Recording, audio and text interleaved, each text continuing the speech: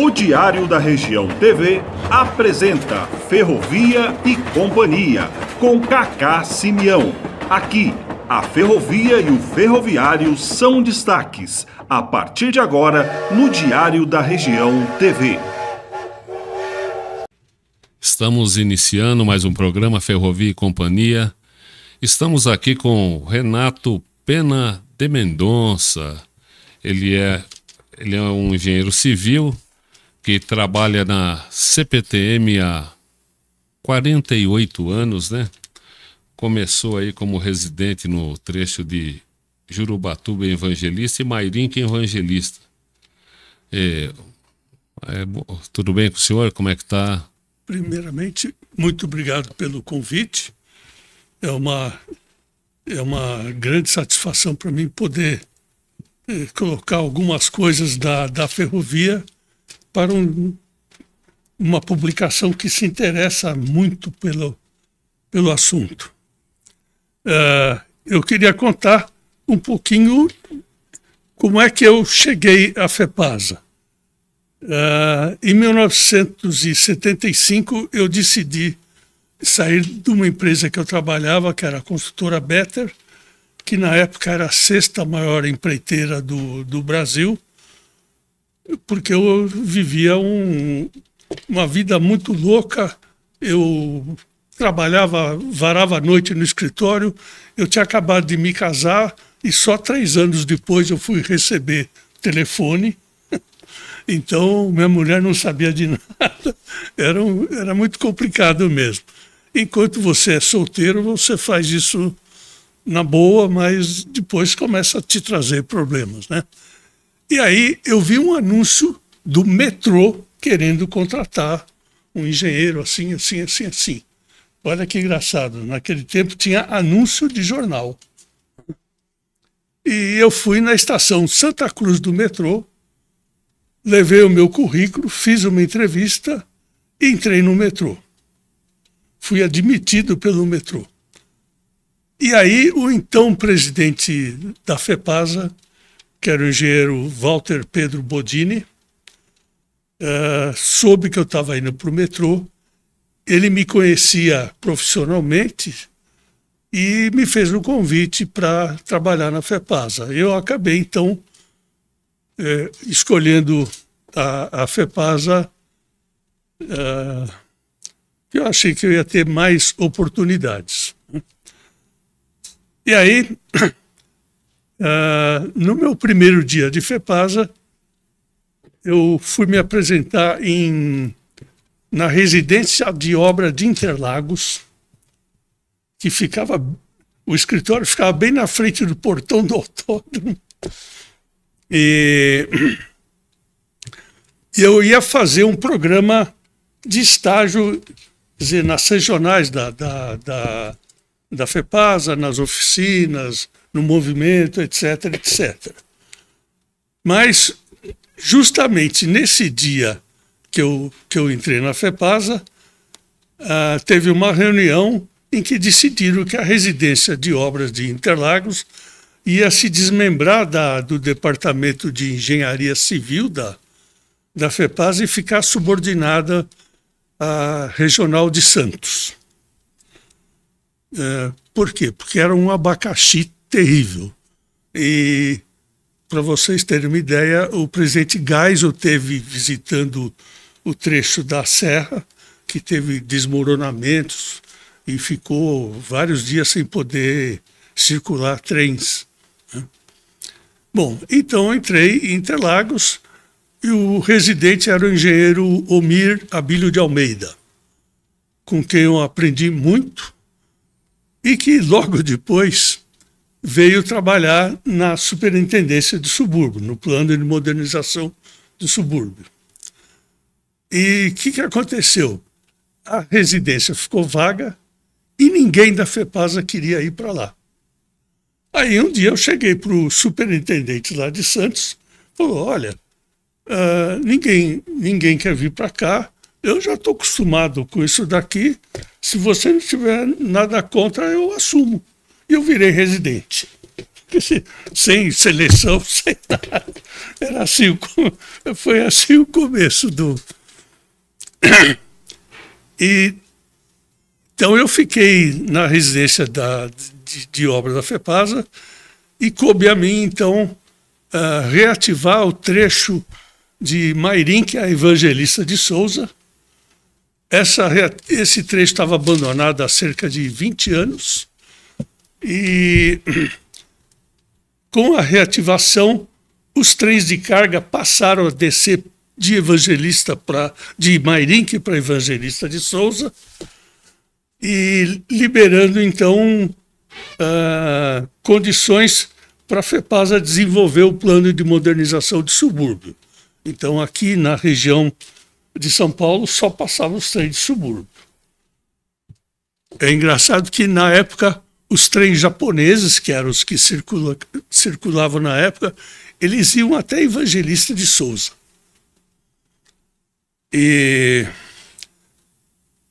Bom, nessa época então aconteceu um caso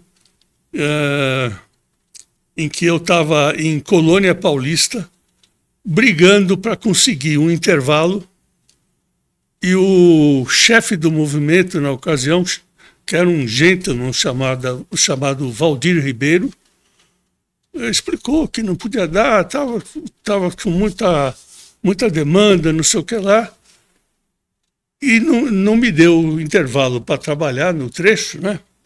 E aí eu vi passar um trem com uma equipe da Globo para fazer uma filmagem na serra. Aí eu chamei o engenheiro da empreiteira e falei, ó, bota a bandeira vermelha aí e vamos tocar o pau. E contei para a superintendência lá, os caras morreram de dar risada. Mas eu sei que eu deixei os caras de castigo um dia todo, porque eu precisava trabalhar. Tem um trecho perto de Colônia Paulista que tinha cortes de 50 metros de altura. Quando o motoscraper estava andando lá em cima do corte, você via a linha balançar. Era uma geleia aquilo, era uma coisa... Porque esse trecho até Evangelista de Souza é praticamente uma reta, exatamente no sentido norte e sul. Então, só bate sol assim entre as 11 horas e meio-dia, seja no verão ou no inverno. Então, não tomava sol, chovia, e então você andava quilômetros sem ver um dormente, estava tudo coberto de barro. Bom, aí então teve a reativação da Mairinque Evangelista, com filmagem da Rede Globo. Eu sentado na frente da locomotiva lá, fizemos a viagem inaugural, tudo correu muito bem.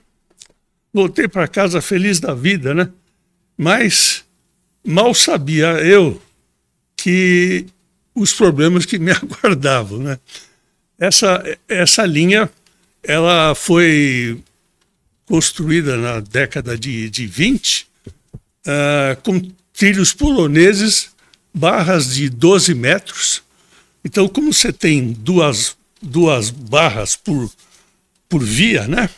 2 trilhos, né? Então, se você dividir 90 quilômetros por 12 metros, né? E por 2, você tem 15 mil juntas. Isso é, 15 mil pontos fracos, né? Então, a partir de alguns dias depois de ter liberado o tráfego, começou a ter acidente assim, um atrás do outro. E eu acho que atendi acidente em todos os quilômetros. Na residência de obra eu tinha uma perua Variant. Essa Variant invadiu todos os sítios da região para poder atender. Num desses primeiros acidentes, me ligaram de Santos, relatando que tinha descarrilhado um trem perto de Calcaia e e que o socorro lá da Regional de Santos estava atendendo uma outra ocorrência. Então, esse perto de Caucaia ia ser atendido pelo socorro da Barra Funda. Então, eu recebi esse aviso no meio da tarde, no finzinho da tarde eu estava lá no local, e encontrei um senhor lá coordenando tudo, né? E conversamos, tudo. Quando estava arrumando as coisas, nós sentávamos na beira da linha, né? E eu só chamava ele de senhor, né? Porque ele era bem mais velho do que eu. E daí eu falei, o senhor é engenheiro também, né? Sou. De que escola o senhor é? Do Mackenzie. Ah, é? Que ano o senhor se formou, né? Eu sou formado em 71 e ele era de 74. Ele foi meu calouro. Então eu brinquei com ele, daqui para frente o senhor aqui sou eu. Bom, aí entrou como superintendente de vias e obras na FEPASA um engenheiro de Botucatu que chamava Fábio José de Araújo. Era um cara bacana para chuchu. Nós fomos fazer uma inspeção com auto de linha. Nós fomos de Jurubatuba a Evangelista e de Evangelista voltamos até Mairinque, né? E a gente foi conversando e ele gostou muito de mim e ajudou nesse processo de eu me transformar em residente de obras. Mas logo depois ele me chamou para Barra Funda para assumir programação de via permanente de toda a FEPASA, aí, de todas as regionais, tudo, né? E foi muito engraçado que coube a mim implantar um programa de controle de manutenção que foi que a FEPASA adquiriu junto à Matiza. A Matiza era uma fabricante de equipamentos ferroviários de manutenção, socadora, niveladora, essas coisas, né? E eu, então, procurei traduzir o programa de uma forma que fosse mais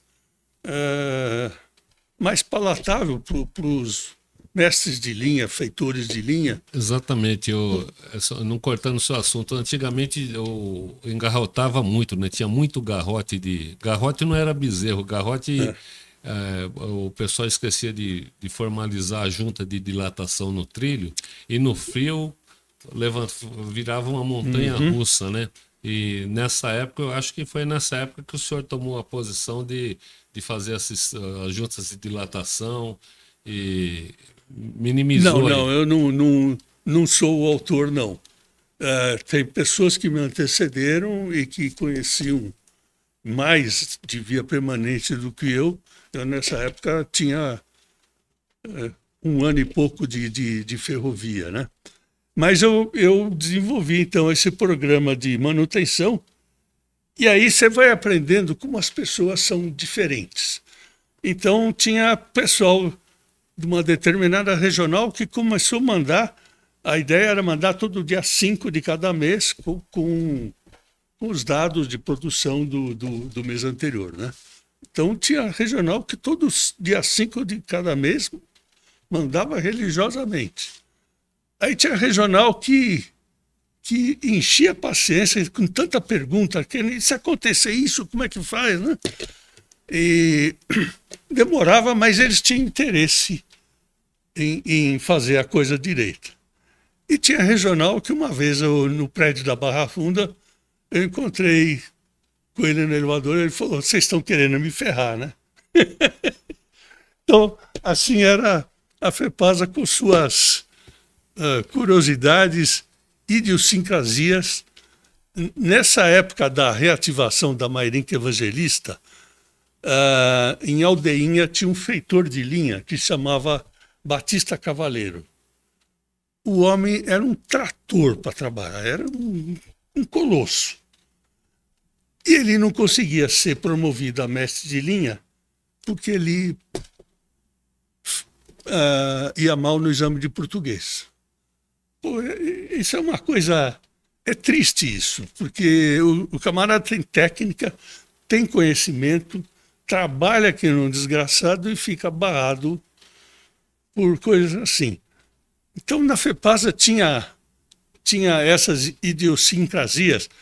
Por exemplo, o aluno da Poli, a FEPASA não aceitava como estagiário, por causa do horário que a Poli obrigava o cara a assistir aula. Ele tinha pouco tempo durante o dia de cumprir o horário mínimo lá de estágio.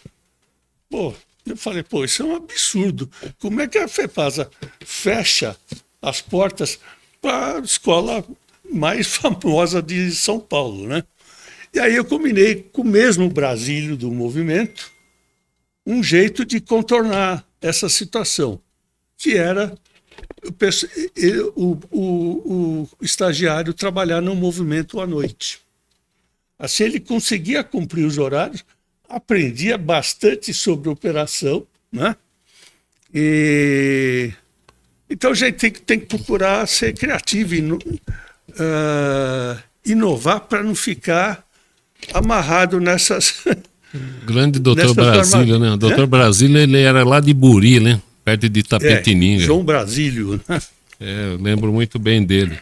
E o senhor falando nisso aí, né? A gente, só dando uma ilustrada aqui, pessoal, o garrote é quando praticamente o trilho ele sobe juntamente com o dormente, então ele forma uma curvatura, né? E o que aconteceu, né? Não sei se foi o Gerson ou quem que foi lá do CCO, falando que tinha um garrote entre Osasco e o Comandante Sampaio, né? E praticamente o funcionário não sabia que era garrote, pensou que era um bezerro, pegou uma corda, foi até Osasco e não encontrou o garrote lá, né? E voltou falando que não tinha nenhum garrote, que deveria ter saído já pela linha. Então... Esse folclore da ferrovia é sensacional. Eu já cogitei em alguns momentos um dia escrever um livro sobre ferrovia. Na rede ferroviária federal teve um superintendente que era o engenheiro René Chopa. Ele escreveu um livro de causos mesmo, muito bacana. Então, comentando esse tipo de folclore aí,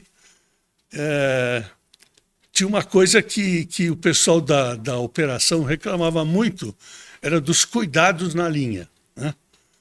E na região o R6, que é a regional lá de Ribeirão Preto, tem uma ponte sobre o Rio Grande, e a ponte não tinha guarda-corpo. E aparecia assim, cuidado devido ao vulto da obra, né? Mas o que era?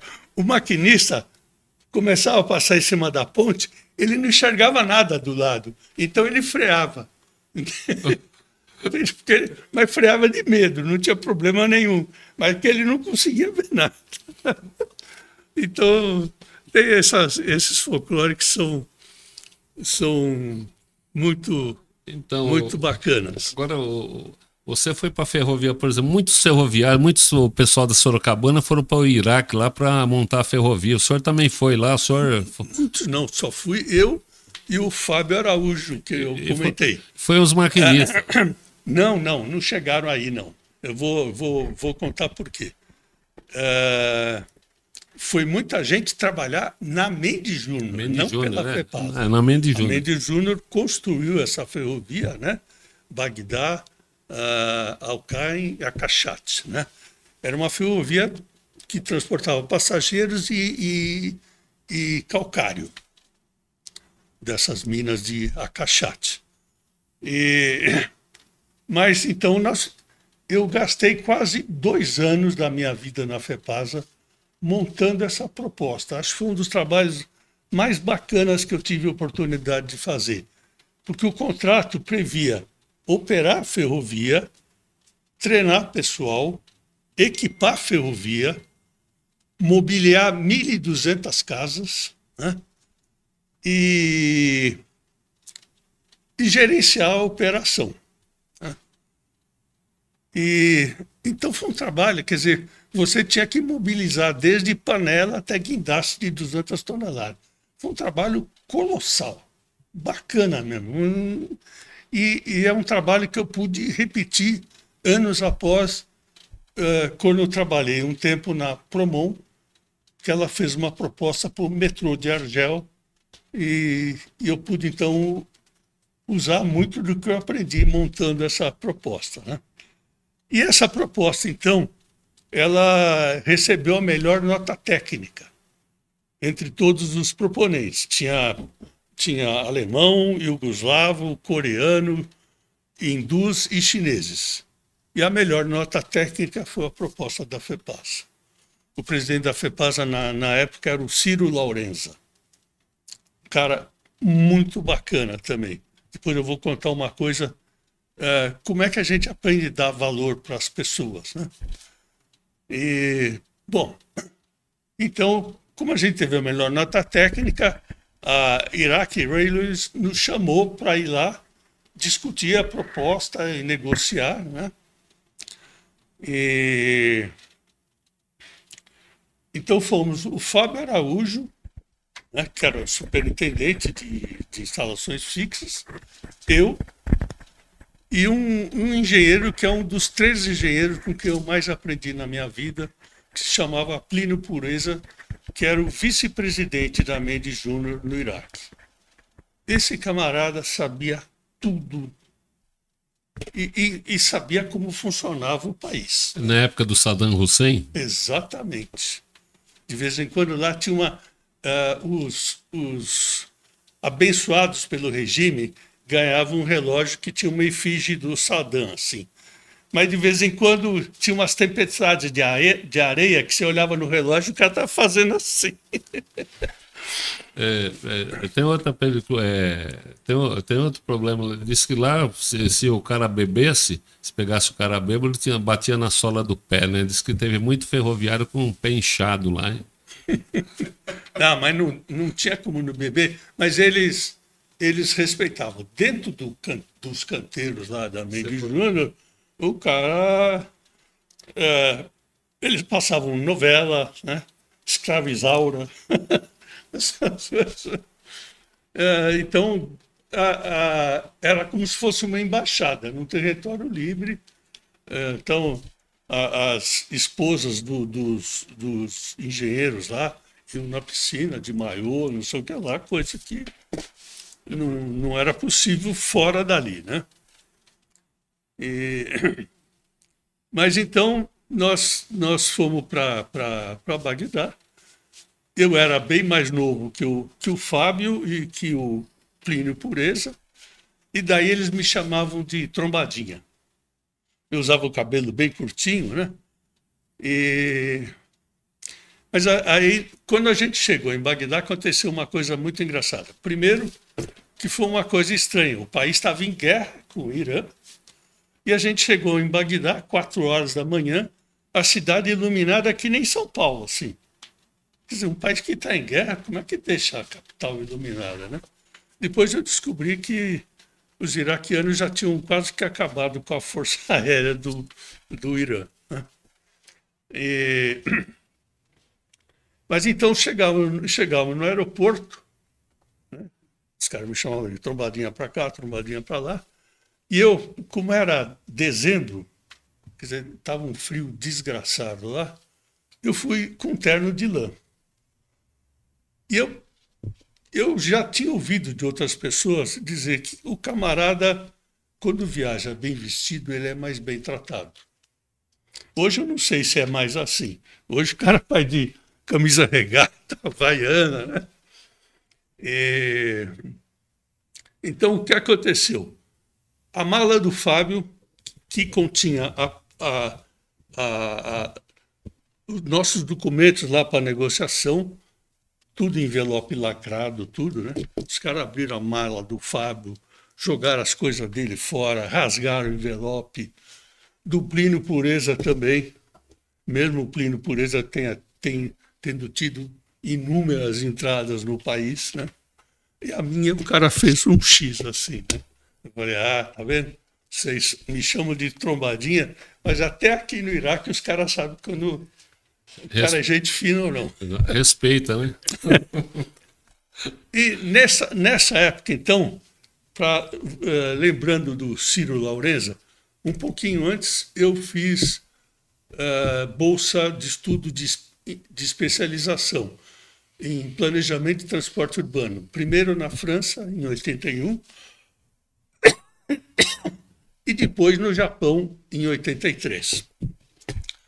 E em 83, tinha acabado de entrar como presidente o tal do Ciro Laurenza, né? E ele tinha que assinar um monte de coisa no meu nome e do Jean Peugeot. O Edson conhece, acho que você conhece também. Ele trabalhou muitos anos na FEPASA. Hoje ele é presidente da ALAF, Associação Latino-Americana de Ferrocarris. E aí eu combinei com o Jean, vamos falar com o Ciro, que ele vai ter que assinar um monte de coisa em nosso nome, ele nunca viu a nossa cara, né?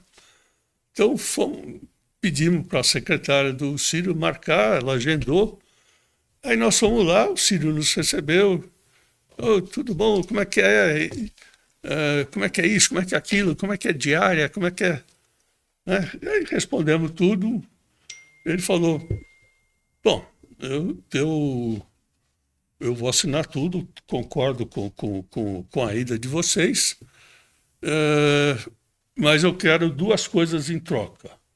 Primeiro, que vocês permaneçam alguns anos na FEPASA, né, para não voltar da bolsa e cair fora, né?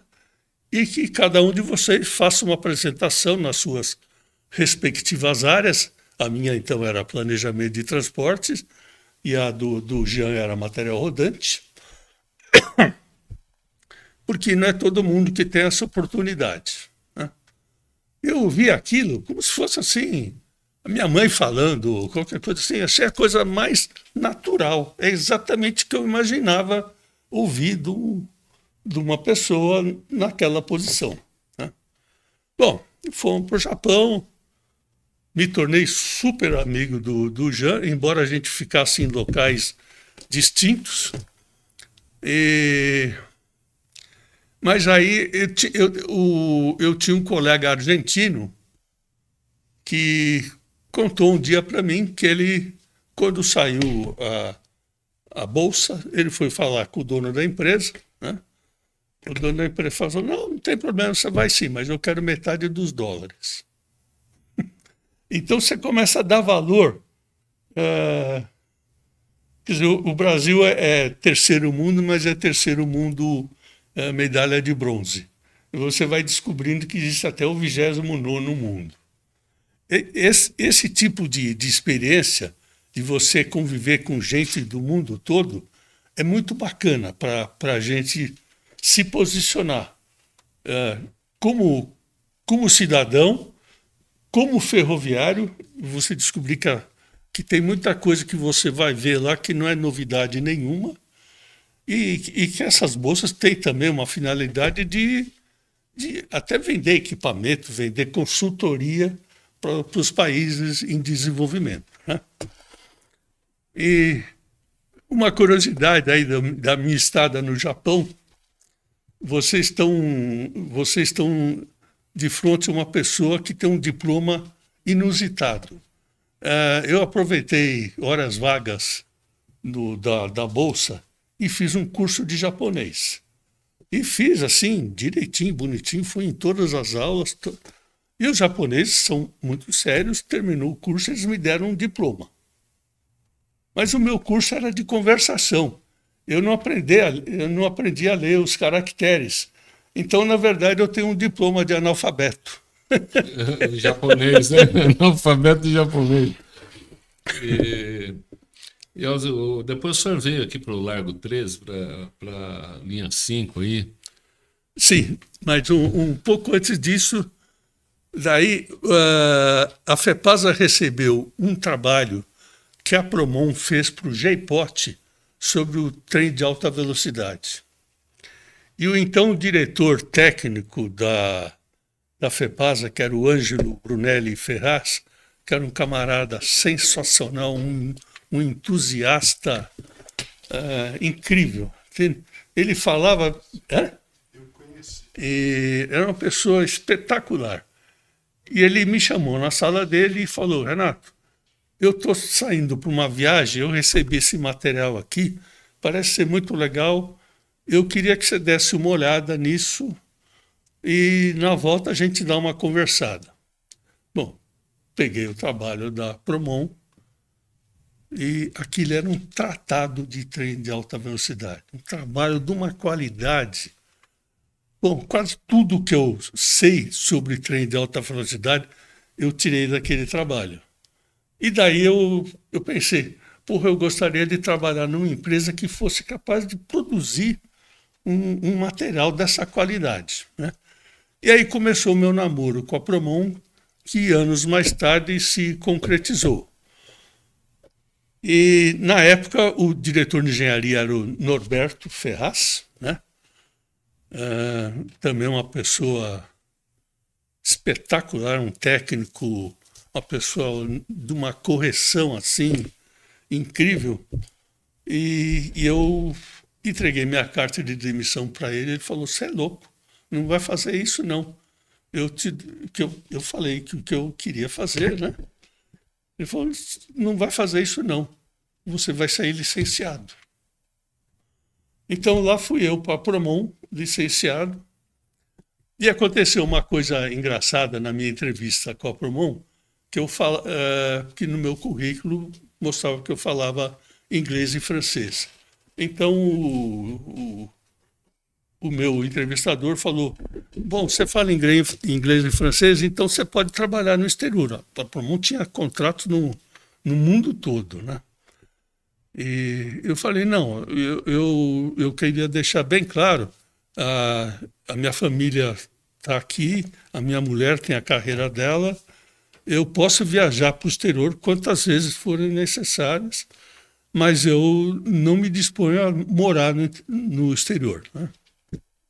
Então o cara falou: "Muito bem, foi bom, você foi muito franco, tá muito claro, não sei o que lá." Bom, comecei a trabalhar na Promon, prospectando aí oportunidades na área ferroviária, que eu fui contratado pela Promon por causa do meu currículo ferroviário, né?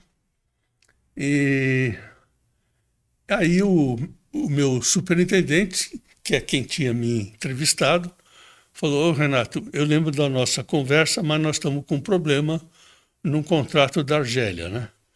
A Promon tinha um contrato de metalurgia lá, siderurgia, aliás, e o pessoal queria um cara que entendesse de ferrovia." A equipe da Promon estava lá, era tudo de pessoal de siderurgia, a empresa também não tinha ninguém, e eles não estavam conseguindo definir o que tinha que ser feito, né? E o cliente começou a se enfezar, então lá foi o gardelão para pagar, para pagar incêndio, né? Eu me lembro que então eu ia viver num país completamente estranho, né? E não tinha noção do que eu ia fazer. A única coisa que me dava uma certa garantia é que a Promon era uma empresa extremamente ética e ela não mexeu no meu currículo. Então, se o meu currículo foi aceito, ninguém estava enganando ninguém. Mas isso não impediu de eu, entrando no avião que foi para Argel, eu sentei no banco, enchi a cara de uísque e vamos que vamos. Exatamente. Mas é isso, a gente tem que... e outra coisa, a Promon é uma empresa de projeto e eu até então nunca tinha sentado numa prancheta na minha vida. Eu fui residente de obra, trabalhei em planejamento operacional, planejamento de via permanente, acompanhamento do plano de modernização dos subúrbios, mas nunca tinha sentado numa prancheta. Então, e a minha missão foi essa. Então, eu imaginando o que me esperava, eu comprei um livro em espanhol que chamava Tratado General de Ferrocarriles. puta de um livro. Entende? E eu me virei e eu fiz projeto de ferrovia lá, projeto geométrico. E mais, eles estavam inaugurando uma coisa, um pré-CAD. Era uma geringonça que eles tinham lá e que você dava alguns dados que você tinha feito à mão, você jogava na máquina e ela desenhava tudo bonitinho, né? Só que essa geringonça que tinha lá e funcionava numa universidade lá, ela tinha uns VUs que mediam, né, intensidade de corrente, não sei o que lá, e eles ficavam fazendo assim o tempo todo. Eu falei, puta, isso aqui vai pifar já já. Ainda bem que eu consegui terminar a tempo. E aí aconteceu uma coisa engraçada, que quando eu tive a primeira reunião com eles, eu vi que eles queriam um cara que entendesse um pouco de traçado e de operação. Então eu dei os palpites, muda esse travessão, dá assim para... E era um projeto da Deconsult. A Deconsult é que nem a consultora estatal alemã. É a mesma coisa que a Sofre Raio na França e a Ineco na Espanha, por exemplo. E então pediram para eu comentar, eu vi algumas coisas que achava que podia melhorar. Os caras que não sabiam nada adoraram, né? Ficaram felizes da vida. E aí eu defini então o perfil do cara que tinha que ir para lá, né? E aí os caras recebiam e mandavam fax, que não tinha nem Xerox naquele tempo. Estava começando ainda, mandava fax, não precisa mandar mais, não. Estamos contentes aqui com o Renato. Isso encheu minha bola lá, mas não é o que eu tinha combinado com a minha mulher. E nem com a grana que eu tinha deixado com ela. Então, quando eu contei para ela que eu não ia ficar mais só 15 dias, a bronca que ela me deu não precisava nem de telefone para ouvir. E eu só saí de lá quando venceu o meu visto de 90 dias, né? E que eles queriam que tornasse permanente. E aí eu ameacei pedir demissão e eles concordaram, então, de eu ficar 15 dias madrinhando uma pessoa para me substituir. Puta, para mim, profissionalmente, era a melhor coisa que podia acontecer. Eu estava trabalhando numa empresa que eu admirava muito, aconteceu esse troço aí, voltei me sentindo o máximo. Então, né? Conta um pouquinho aí o senhor foi responsável técnico básico pelos projetos da linha 5 do Capão Redondo. Eu lembro que na época eu fui presidente da CIP e eu acompanhei mais ou menos toda a transição, toda a construção. Então, quando eu voltei para a CPTM, coube a mim e ao engenheiro José Augusto Bicalho, que já se aposentou, nós praticamente montamos a engenharia da CPTM. A CPTM estava sendo estruturada para ter estagiário, trainee e consultor. Quer dizer, o camarada terminava o estágio, você falava para o cara, vamos ver se daqui uns 10 anos a gente se encontra de novo, né? E tem áreas do conhecimento ferroviário que você tem que formar a pessoa lá dentro. Sinalização, via permanente, rede aérea, essas coisas, um eletricista se vira. Então, via permanente, rede aérea e a própria operação, você não aprende na escola. Né? Então, você tinha que... E aí foi uma briga tremenda com o RH da CPTM e para conseguir que eles, então, criaram essa carreira, então, não era mais engenheiro, né? Analista júnior, né? Pleno, sênior, etc. Né? E, aliás, esse negócio do analista, cá entre nós, é uma sacanagem. Quer dizer, se tirar o nome de engenheiro, arquiteto, advogado, economista, é uma sacanagem. É para enfraquecer, inclusive, os sindicatos. Categoria, né? E o pessoal tem menos força, realmente, né? E não pode, então, comparar com o engenheiro da CESP, né? Bom, mas isso são outros problemas e que a gente conseguiu resolver. Mas, então, quando chegou na linha 5 e na dinamização da linha 9, a CPTM estava tão no começo ainda que ela não tinha nem carimbo de desenho. Então, todos os desenhos, eu e o Bicalho assinamos de todas as disciplinas, né, em desenho com carimbo da secretaria. Então, quem for no CEDOC lá da CPTM vai achar esses desenhos com as nossas assinaturas, mas nem carimbo a CPTM tinha ainda. Então, as estações foram construídas no padrão metrô, né? Da linha 9 foi padrão metrô, com casa de bomba. Ah, sim. Em termos de equipamento, de qualidade de funcionamento, sim. Mas cada estação foi uma estação. Eu tive a oportunidade de, com exceção de Brás e Roosevelt, que foram projetadas pela empreiteira, todas as estações fui eu que coordenou o projeto. Isso acabou sendo muito útil para uma coisa que isso é inovação, quer dizer, está tendo uma campanha lá na CPTM de inovação, mas tem coisas que são muito mais importantes. Eu fui designado para tocar a manutenção das estações das linhas 11 e 12. E os gerentes das linhas eram, respectivamente, o Paulo Wagner e o Hamilton Trindade. Duas pessoas excelentes, mas que eu mal conhecia. E aí, quando eu assumi esse troço, a empreiteira reclamava que ela não conseguia trabalhar. Que a área de estação, eu não estou falando isso no mau sentido, mas cada uma é um feudo. Cada chefe de estação olha aquilo com carinho desgraçado, mas do seu jeito, não tem uma padronização.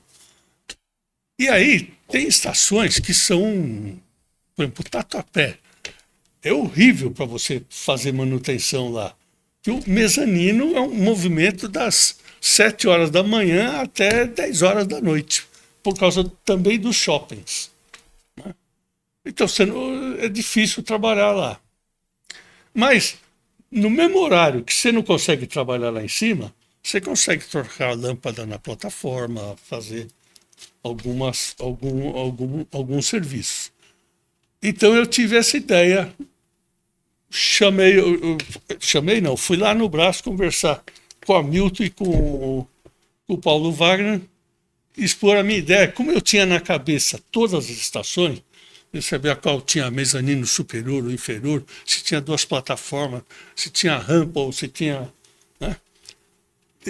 Eu falei, eu quero fazer o seguinte: nós vamos dar horário de trabalho para módulo construtivo da estação. Por exemplo, acesso norte,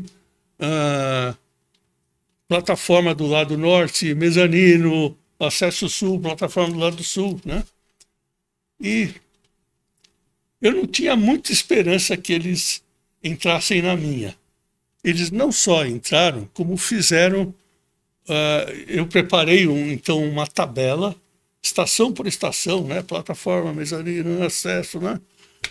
E eles fizeram todos os chefes de estação assinarem. Isso assim demorou 10 dias. E o que aconteceu? O rendimento da empreiteira, da manutenção, triplicou. Então, isso é inovar. Linha 9, as estações novas lá, né, que tem o corpo na cidade e só as escadas e a plataforma na faixa ferroviária, também foi uma ideia minha, porque eu estava apanhando que nem cachorro, sem dono, para resolver as questões de acessibilidade. Então, você vê uma estação do metrô na Avenida Paulista, ela tem estação dando para a rua diretamente. Mas ali é um outro tipo de pessoa, de uso do solo, né? Então, os elevadores estão lá e não são vandalizados nem nada. Agora, você não pode ter um elevador externo em Aracaré, por exemplo, ele não dura nem um dia. Entende? É até uma forma meio elitista, mas você tem que ser realista. Não funciona. Tem soluções que não funcionam em qualquer lugar. A própria cultura da região que Sim. promove esse tipo de vandalismo. Né? Sim. Uma vez até eu fiz uma reunião com o pessoal da favela do Jardim Queralux, que é perto da USP Leste. Eles estão chegando cada vez mais pertinho lá, né? Eu já pedi desesperadamente para a CPT me comprar a área do DAE, que está entre a nossa faixa e a USP, para a gente ocupar com alguma coisa, nem que seja, estaciona um trem, põe algum equipamento, alguma instalação fixa ali, porque os caras, você olha do lado de lá do muro, já tem até o nome do cara, tem escrito. Bom, então eu fui fazer uma reunião no Jardim Queralux e os caras quase me lincharam lá. Você pensa que a gente é bandido, não sei o que lá. Estava eu e o Eduardo Wagner. E aí eu saí da reunião, subi na passarela para tirar umas fotos. Na hora que eu subi, veio um cara de moto, ele ia me assaltar, mas aí chegou o Eduardo Wagner e me salvou. Quer dizer, os caras acabaram de falar, pô, você acha que a gente é bandido? 2 minutos depois, o cara tentou me assaltar, né? Realmente. Nós estamos chegando ao final, Renato, mas a gente vai convidar você para vir mais vezes, que você não contou nem a metade da sua experiência dentro da própria empresa, né? Pois esse é um problema que eu tenho. Viu? Eu uma vez fiz uma palestra sobre música, história da música. Então, que ia começar lá com o Barroco, né? Com Bach, Vivaldi, né? Puta, não tinha acabado o Vivaldi, já tinha acabado o meu tempo. Então, eu deixo aí para suas considerações finais aí. Tá, o que eu gostaria que esse tipo de trabalho muito bacana que vocês estão nos chamando para ajudar, sirva para o pessoal mais novo, não necessariamente o ferroviário, mas de mostrar que as pessoas têm que ser criativas, se virarem. A história que eu queria contar do Magri é uma história engraçada. Isso eu não estava formado ainda, isso era em 71. Eu tocava parte de concorrências lá da Better, que eu mencionei. E naquela época, concorrência era um negócio sério, o cara ia de terno e tudo, né? Então lá fui eu para Rio Preto, tinha uma concorrência do batalhão rodoviário lá. Era uma ponte sobre o Rio Grande. E, aliás, é muito interessante, isso é um pouco de cultura geral aí. Pontes sobre rios são sempre atribuições do Exército. Rodoviária ou ferroviária, é o Exército que sabe tudo sobre pontes. Então, essa ponte era no Rio Grande, né? E quem ia tocar era o batalhão rodoviário lá de São José do Rio Preto. Então, na noite anterior, peguei um ônibus na rodoviária, cheguei lá 6h30 da manhã, 7 horas, e a concorrência era às 8, né? Aí tomei um café, comi um sanduíche, né? E na praça ali tinha uns táxis, né? Eu cheguei pro primeiro lá e falei, moço, o senhor me leva lá no batalhão ferroviário? Falou, doutor, o senhor vai me desculpar, mas não dá. Por quê? Ontem teve uma tromba d'água aqui, alagou tudo, ninguém consegue chegar lá. Mas não dá para chegar nem perto. Olha, tem uma última ladeira que eu garanto que eu não consigo subir, mas eu consigo chegar até o pé da ladeira, né? Então lá fui eu, com a proposta da Berta, de terno, chegou lá onde o cara não conseguia continuar, arregacei a calça até o joelho e vamos que vamos, né? E falei, bom, tô uma figura ridícula aqui, mas quem foi na concorrência vai estar na mesma situação, né? E, bom, aí teve a concorrência e os caras do batalhão lá pediram 1000 desculpas, porque isso foi um acontecimento, assim, repentino, e eles não tinham como avisar, nem como dar um jeito de nos resgatar na cidade. Mas o transporte de volta eles garantiram, né? Bom, então terminou a concorrência, voltamos para a cidade, chegamos lá, eram quase meio-dia, e eu tinha um ônibus de volta marcado para as 2 horas, né? E aí eu com a calça arregaçada lá, tudo cheio de barro. Aí tinha 2 molequinhos na praça, um engraxate e um outro moleque lá. Aí eu chamei o engraxate e o moleque. Um eu pedi para lavar a meia e o outro para engraxar o sapato. Pelo menos o aspecto. Eu voltei com o pé molhado, mas pelo menos deu para... Então essa história eu dedico aí ao Magri, tá? Que é de São José do Rio Preto, cidade das Andorinhas. Né? O Magno, a gente está pedindo a Deus que dê muita saúde a ele. Ele está passando por uma situação difícil, mas Deus é maior, né, na vida dele. Então aqui, ó, nós vamos aqui encerrando o nosso programa, agradecendo aí o Renato